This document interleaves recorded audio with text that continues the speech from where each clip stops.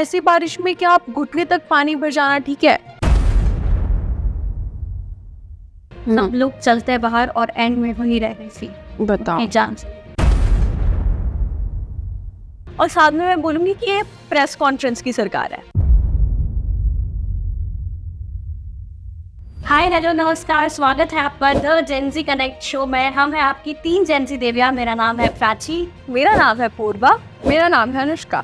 और आज हम बात करने वाले हैं बच्चे जिस चीज से गुजर रहे हैं यहाँ पे दिल्ली में।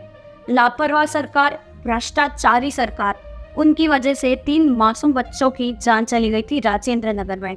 लेकिन उसके बाद भी कल फिर से दिल्ली में बारिश हुई और उसके बाद भी क्या सिस्टम कोई भी कदम उठा रहा है? कुछ भी चेंजेस आ रहे हैं?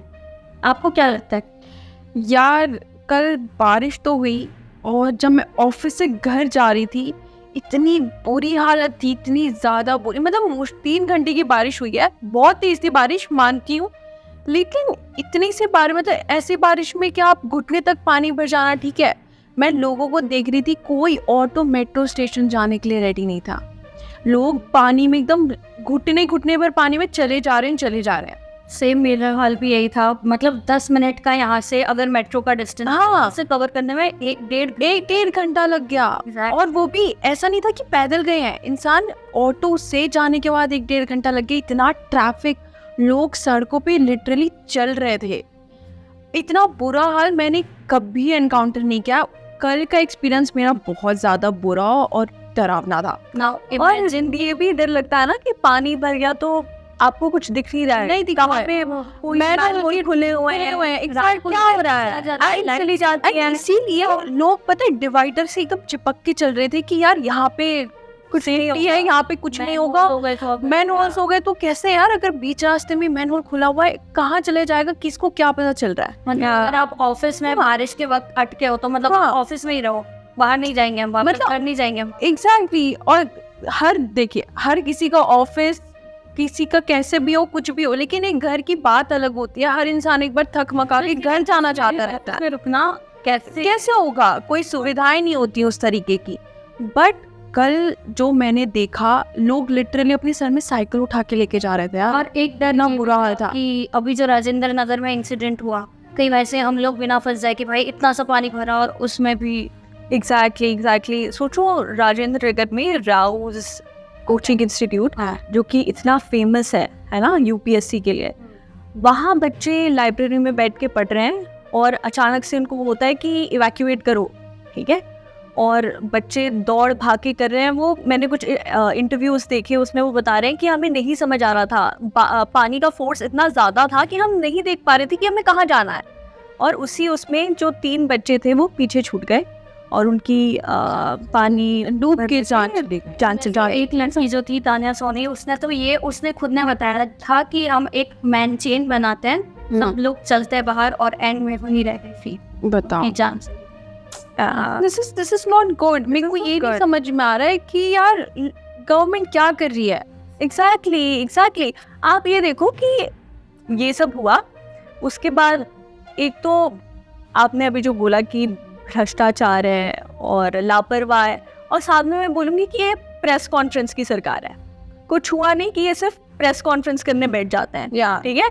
अभी भी एजुकेशन मिनिस्टर अतिशी ने मेयर के साथ, शैली ओबरॉय के साथ प्रेस कॉन्फ्रेंस की और उसमें उन्होंने वो किया कि हम स्कूल्स की सेफ्टी के लिए गाइडलाइंस निकालते हैं। तो उसमें बहुत सारी चीज़ें हैं कि आप बेसमेंट में, अगर दिल्ली मास्टर प्लान जो होता है उस हिसाब से आप बेसमेंट जो है वो यूज़ कर सकते हैं। जो एक्टिविटीज़ आपने रजिस्टर कराई है, सिर्फ उन्हीं चीज़ों के लिए आप यूज़ कर सकते हैं। और ये सारी चीज़ें लागू करने के लिए स्कूल्स पर छोड़ दी गई है। तो मतलब क्या हुआ? क्या कर रहे हो? हर इंसिडेंट हुआ है वहाँ पे you are not taking the actions that are required. वो ओल्ड राजेंद्र नगर इतना क्लटर्ड एरिया है। हाँ, 4 बाय 6 के रूम में बच्चे सो रहे हैं, वहाँ पर रह रहे हैं इतने क्लटर्ड एरिया में।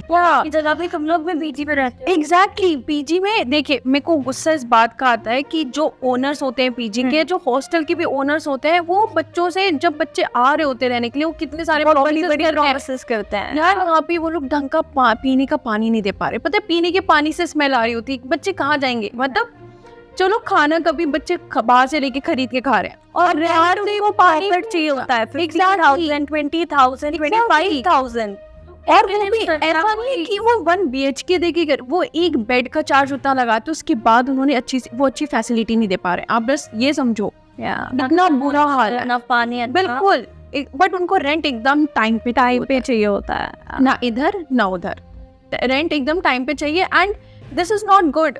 अगर आपके बच्चे, उनको सोचना चाहिए अगर आपके बच्चे भी बाहर जाके कहीं शहर में रह रहे हैं तो क्या आप भी यही चाहोगे कि आपके बच्चों को ऐसी फैसिलिटीज मिले? कोई माँ बाप नहीं चाहेंगे। तो इट्स नॉट गुड। उनको देखना चाहिए कि बच्चे कैसे रह रहे हैं, ढंग का खाना मिले। और मतलब ये रूल्स सब कोचिंग सेंटर्स, स्कूल्स, हॉस्पिटल्स, इनके लिए नहीं होने चाहिए। बस ये पीजी ओनर्स फ्लैट्स जो भी बेच भी रहे, इवन रेंट पे दे रहे, मतलब रेंट पे जो दे रहे, उनके लिए भी रूल्स और रेस्ट्रिक्शंस होने चाहिए। बच्चे अपना घर छोड़ के इतना दूर घर से यहाँ पे यूपीएससी पढ़ने वाले, आईएएस पढ़ने वाले, जो कल देश का भविष्य होंगे, एग्जैक्टली उन बच्चों के लिए तुम लोगों ने कोई गाइडलाइंस नहीं बनाई। और सबसे बड़ी बात कि अगर आप इन कोचिंग इंस्टीट्यूट्स की फीस देखोगे, हाँ 2 लाख 2.5 लाख ऐसी इनकी फीस है। और उनको मिल क्या रहा है उसमें? हाँ, आपने अलग अलग बैच बांट दिए, जो सबसे राइट, जो स्टूडेंट्स हैं बहुत अच्छी फैकल्टीज पढ़ा रही होती है, अच्छे बैचेस में डाल दिए हैं, बैचेस में डाल दिए हुए अच्छी फैकल्टीज पढ़ा रही हैं। और बाकी जो एवरेज बच्चे हैं उनके साथ आप ऐसा कर रहे हो कि बाकी जो बच गया बाकी वो देख, और उनकी चार्जेस, उनकी फीस भी ज्यादा होती है। हाँ एग्जैक्टली, और उनको बहुत एवरेज ट्यूटर्स पढ़ा रहे होते हैं। तो मतलब अगर चलो ये इंसिडेंट पे आते हैं कि ओल्ड राजेंद्र नगर इंसिडेंट जो हुआ, तो वहाँ पे ये हुआ था कि एसयूवी ड्राइवर वहां से गया था, तो सबने बोला कि उस पे ब्लेम है, मतलब जो दिल्ली गवर्नमेंट है, एमसीडी, वो उसके अगेंस्ट एक्शन ले रही है। अब वो बंदा अगर गाड़ी चला के जा रहा है पानी में, तो उसको कैसे पता होगा कि वो कोचिंग सेंटर का गेट टूट जाएगा, वहाँ पे पानी के प्रेशर की वजह से बेसमेंट में पानी, और अगर गाड़ी रोड पे नहीं चलेगी तो कहाँ चलेगी?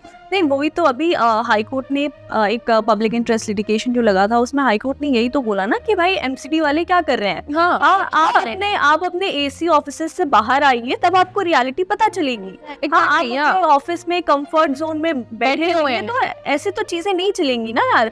आपका इंफ्रास्ट्रक्चर बेकार है, आपका ड्रेनेज सिस्टम बेकार है, आप को जेल कर रहे हैं, आप ऐसा भी नहीं है कि इसके सरकार लगाइए खेल रहे हैं। क्योंकि यार आप मुझे एक बात बताइए कि आप एक इनोसेंट या एक आम आदमी को कैसे पकड़ सकते हैं इस मामले के लिए कि गेट टूट गया? नहीं, वही तो मैं बोल रही हूँ कि सब ब्लेम गेम खेल रहे हैं। वो बोल रहा है हमारी गलती है, वो बोल रहा है हमारी कोई गलती नहीं थी। मतलब ये तो वही बात हो गई कि जिसके पास पावर है, जिसके पास पैसा है, वो आसानी से छूट जाएगा।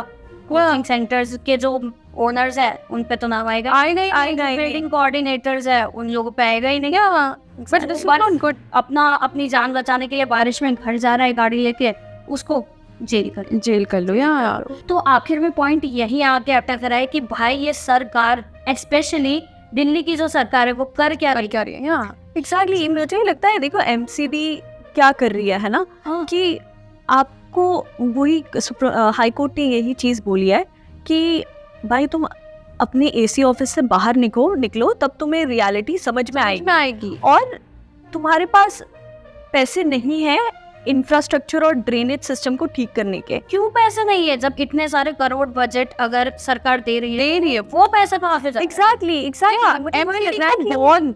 उनके पास बहुत अच्छा खासा बजट है, बट ये नहीं पता चल रहा है कि वो पैसा जा कहाँ रहा है। ड्रेनेज सिस्टम इतना बेकार है कि यार 3 घंटे की बारिश में पूरा शहर भरा हुआ है। पानी होना भी तब जब एक बार वो इंसिडेंट हो चुका है, और कल फिर से बारिश हुई तो फिर से उतना ही पानी हुआ। इस इंसिडेंट के 3 दिन बाद भी वही हाल है।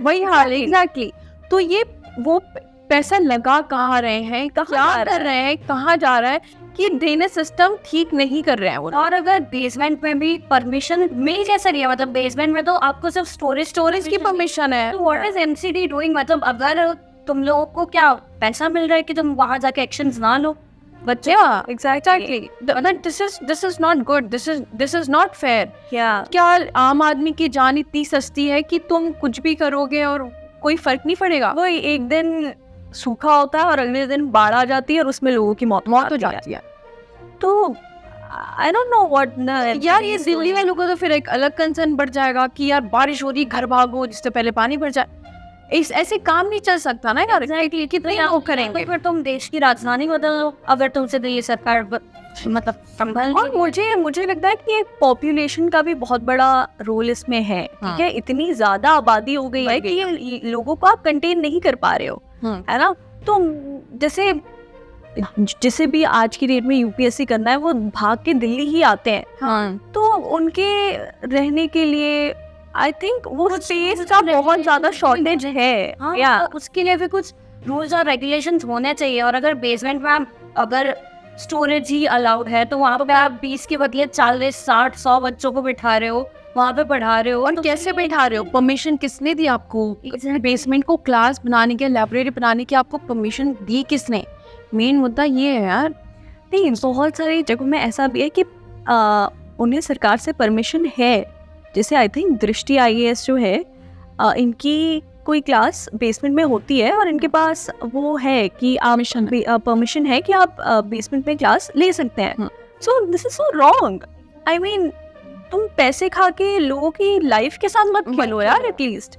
स्पेशली जो बच्चे आपका भविष्य बनने वाले हैं, आपके देश का भविष्य बनने वाले हैं, उनको संभालने वाले हैं। तो आई गेस आप लोग हमें कमेंट्स में ये बताइए कि आप लोगों को लगता है कि क्या सरकार जो है वो भ्रष्टाचार पे ज़्यादा फोकस कर रही है रेदर देन कि एजुकेशन सिस्टम को सुधारे, बच्चों के लिए कुछ सोचे, उनके भविष्य के लिए कुछ सोचे। तो आप हमें कमेंट बॉक्स में अपनी राय ज़रूर बताइए और सब्सक्राइब कीजिए न्यूज़ कनेक्ट।